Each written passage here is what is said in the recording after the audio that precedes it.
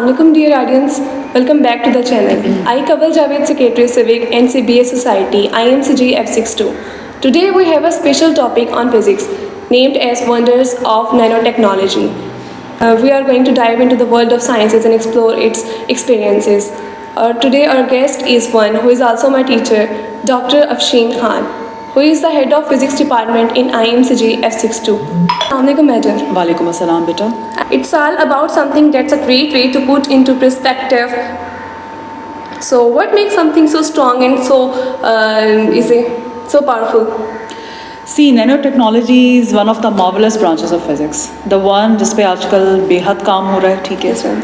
जब आप nano technology की दुनिया में डीप डाइव करते हैं तो आप सबसे पहले क्या देखते हैं कि you are living at a scale which is at level of 10⁻⁹ level. See so ये एक बहुत छोटा लेवल है.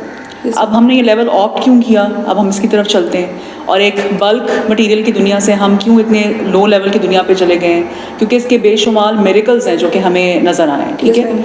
जब आप इतने लो लेवल पे चलते हैं तो क्या होता है कि आपको बहुत सारे वंडर्स एक्सपीरियंस करने को मिले हैं, जिसकी वजह से साइंस की दुनिया में एक बहुत बड़ी डिस्कवरी है हमारे लिए. Right. Yes, ma'am. When you are going into a very smaller level, you see that so many specific perspectives are there, really astonishing and really appealing for the scientists to Yes, work on that. सबसे पहला जो चीज़ आती है आपके पास वो आपकी surface to volume ratio है. ठीक है. नैनो पार्टिकल्स के लेवल पे ये देखने में आया है कि उनकी केमिकल रिएक्टिविटी, उनकी एक्टिविटी हर चीज़ के अंदर बल्क मटेरियल से कई गुना ज़्यादा लेवल पे इन्हांस है. वो क्यों इन्हांस है? क्योंकि उनकी जो रिएक्टिविटी है वो उनकी surface area to volume ratio पे डिपेंडेंट है. और surface area to volume ratio का मतलब क्या है कि आपने आने वाले पार्टिसिपेंट को अपना ज़्यादा से ज़्यादा एरिया एक्सपोजर पे दिखाना है. ठीक है. सो केमिकल रिएक्टिविटी के लिए और केमिकल एक्टिविटी के लिए ये चीज़ आपकी जो है वो बहुत ज़्यादा पावरफुल टूल है. सो सबसे पहली जो नैनो टेक्नोलॉजी को एडवांसमेंट मिली और जो उसको इंटरेस्ट जो है वो अट्रैक्शन फील हुई या उसने अट्रैक्शन जो है वो अपनी इसको एंडोर्स करवाया, उसकी रीज़न यही थी कि इसमें आपके पास surface area to volume ratio बहुत ज़्यादा अच्छी वैल्यू के साथ आता है, जो कि हमें बल्क मटीरियल में नज़र नहीं आता. That's the beauty of nanotechnology. Exactly, that's the beauty of nanotechnology. बिल्कुल. उसके बाद इसके जो डिफरेंट वंडर्स हैं वो ये कि ये बहुत ज़्यादा टारगेटेड है. टारगेटेड इन द सेंस कि ये वो एरियाज भी अप्रोच कर सकता है जहाँ पे आपका बल्क मटीरियल अपने हाथ ऊपर खींच लेते हैं, हैंड्स अप. सी कि वो वहाँ तक नहीं पहुँच पाता, लेकिन ये यहाँ तक पहुँच पाएगा. ठीक है. Yes, ma'am. तो ये एक इंट्रोडक्शन है आपका कि ये मैंने बहुत लिमिटेड आपको एक ब्रीफ अंदाज में बताया है कि इसके बहुत सारे वंडर्स में से हम किन किन चीज़ों को स्पेसिफिकली हाईलाइट कर सकते हैं. जी अगला सवाल. Ma'am, can you share something more unique ways of nanotechnology is being used today? Definitely बेटा. इसका तो सबसे बड़ा हमारे पास जो एडवांटेज है वो तो उसकी केमिकल रिएक्टिविटी आपको मैंने बताया है. इसके बाद इसकी नैनो टेक्नोलॉजी जो आपकी डिफरेंट आप देखते हैं कि दिन ब दिन आपकी जो आईटी है और आपकी जो टेक्नोलॉजिकल एडवांसमेंट्स हैं वो बढ़ती जा रही हैं. और तीसरा अगर मैं एक ह्यूमैनिटी की बात करूं तो उसमें जो इसकी टारगेटेड ड्रग डिलीवरी है, मैं दोबारा इसको रिपीट करती हूँ, टारगेटेड ड्रग डिलीवरी, ये बहुत बड़ा इसका स्पेसिफिक टूल है जिसने इसको बहुत ज़्यादा अट्रैक्शन दी है. ठीक है. और ये बड़ा आई कैचिंग एक पार्ट रहा है फॉर द रीसेंट स्टडीज़. अगर आप जितनी भी साइंटिफिक पब्लिकेशंस हैं डेकेड से और उससे पहले से उठा के देखें तो अब साइंटिस्ट इस बात पे बहुत फोकस कर रहे हैं कि आपकी ह्यूमन बॉडी के वो ऑर्गन्स या वो एरियाज़ जो कि आम हालात के अंदर बल्क मटीरियल के अप्रोच में नहीं होते, वहाँ पे आप targeted drug delivery by using these nano particles आप उनको वहाँ तक पहुँचाएँ. अब देखिए टारगेटेड ड्रग डिलीवरी को मैं थोड़ा सा हाईलाइट करना चाहूँगी. लेट सपोज कि आपके पास आपकी बॉडी में कोई कैंसर अल्लाह न करे डेवलप हो गया. ठीक है. और वो कहीं बहुत ही कोई हिडन किस्म का ऑर्गन है जहाँ पे वो चीज़ डेवलप हुई है, जिसकी आप सर्टन जो है वो अप्रोच नहीं कर सकती बाय ऑपरेशन. कीमोथेरेपी क्या करती है कि वो आपकी नॉर्मल बॉडी के साथ, नॉर्मल बॉडी सेल्स के साथ भी वही काम करेगी जो कि वो आपके कैंसर सेल्स के साथ काम करेगी.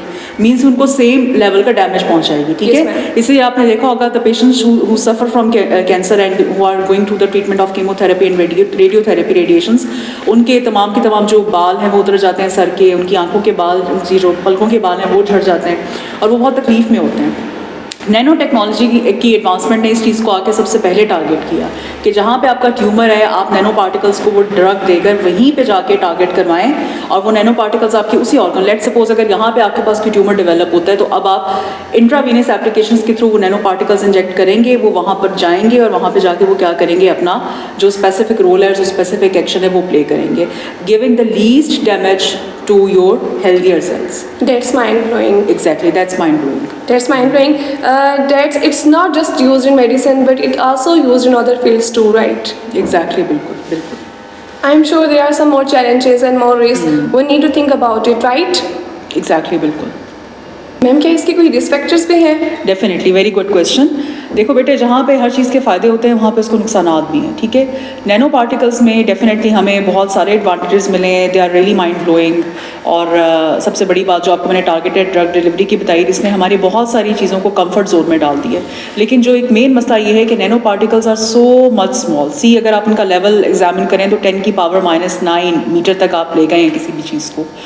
तो if nano particle stage in your body for a longer time then it can create a serious problem for you as well. तो इस चीज़ को हम अब बहुत ज़्यादा जो स्पेशली जो मेडिकल से रिलेटेड लोग हैं वो करें कि अगर हमको मैग्नेटिक एक ग्रेडियंट का सिस्टम अप्लाई करें कि हम यूरिनेशन के थ्रू या किसी और तरीके के थ्रू पार्टिकल्स को आपकी बॉडी से बाहर निकालने की कोशिश करें, तो उस चीज़ के ऊपर अब तवज्जो दी जा रही है। हाँ, लेकिन इसके रिस्क फैक्टर्स हैं, बिकॉज इनकी जब इतनी हाई एक्टिविटी है और उनका स्मॉलर साइज़ है तो जहाँ पे ये स्टे करेंगे वहाँ पे ये स्टक भी हो सकते हैं। सी अगर आपकी बॉडी में आपने इनको डाला है तो ये आपकी बॉडी में थ्रू ब्लड सर्कुलेशन आपके ब्रेन में भी जाके स्टक हो सकते हैं।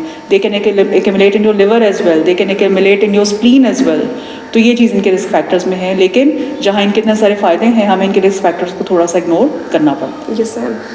Thank you, madam, for joining us today and sharing your knowledge. Thank you, it's a pleasure to have you here बेटा, एंड आई होप सो कि हमारा आज का लेक्चर बाकी बच्चों के लिए भी बेनिफिशियल साबित होगा। Thanks for tuning in and don't forget to keep exploring because the world of science is always full of experiences. And definitely, world is a collection of wonders and nanotechnology is certainly one of them. We thank you all. Allah Hafiz.